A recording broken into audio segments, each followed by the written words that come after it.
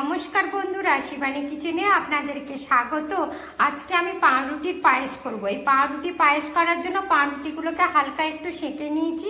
এবার এগুলোকে মিক্সিতে দিয়ে আমি গুঁড়ো করে নেব। এই দেখেছেন বন্ধুরা, এইটা পাউরুটির গুঁড়া হয়েছে। পাউরুটির পায়েস করার জন্য আমি হাফ বাটি চিনি নিয়েছি। এই চিনিটাকে আমি ক্যারামেলাইজ করে নেবো, ওই জন্য সামান্য একটু জল দিয়েছি। এবার চিনিটা দিয়ে দিলাম। এই দেখুন বন্ধুরা, একটা থালায় প্রথমে একটুখানি তেল মাখিয়ে নিচ্ছি। এটা ঘি মাখিয়েও নিতে পারেন, তেল মাখিয়েও নিতে পারেন, বাটার মাখাতেও পারেন।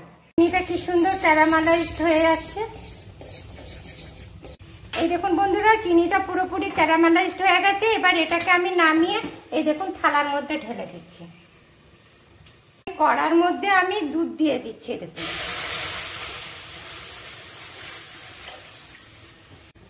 এবার এটাকে আমি ফুটিয়ে নেব। দুধটা ফুটুক। আর এই দেখুন এটাকে ঠান্ডা করতে দিয়ে দিই। বন্ধুরা, চিনিটা কি সুন্দর হয়ে গেছে। এই দেখেছেন, এই দেখুন মুচমুচ করে ভাঙছে। এবার এটাকে আমি মিক্সিতে পেস্ট করে নেব। এই দেখুন বন্ধুরা, চিনি হাফ বাটি দিয়েছিলাম, সেই জন্য আমি পাউরুটি গুঁড়ায় এক বাটি নিয়েছি। এটা মিক্সির মধ্যে দিয়ে দিচ্ছি। দেখুন চিনিটা যে আমি ক্যারামেলাইজ করেছি, এগুলো এই মিক্সির মধ্যে দিয়ে দিচ্ছি। দেখুন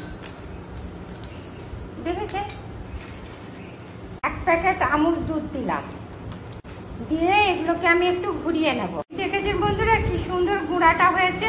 এটা আপনারা একটা কৌটোর মধ্যে রেখে দিতে পারেন, 1 মাস পর্যন্ত থাকবে ফ্রিজের মধ্যে, কিচ্ছু হবে না। আর নাহলে এটা আপনারা দুধেও দেবেন। এবার চলুন আমরা দুধের পাউরুটির পায়েসটা করি।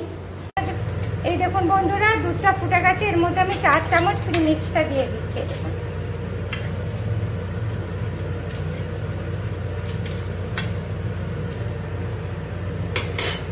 দেখেছেন কি সুন্দর হচ্ছে। আপনারাও ঠিক এইভাবে পাউরুটির পায়েস করবেন, দেখবেন দারুণ খেতে লাগছে। এই দেখুন আর একটু দিচ্ছি। এবার আপনারা যেমন গাঢ় খাবেন সেরকমই এটা দিতে থাকবেন।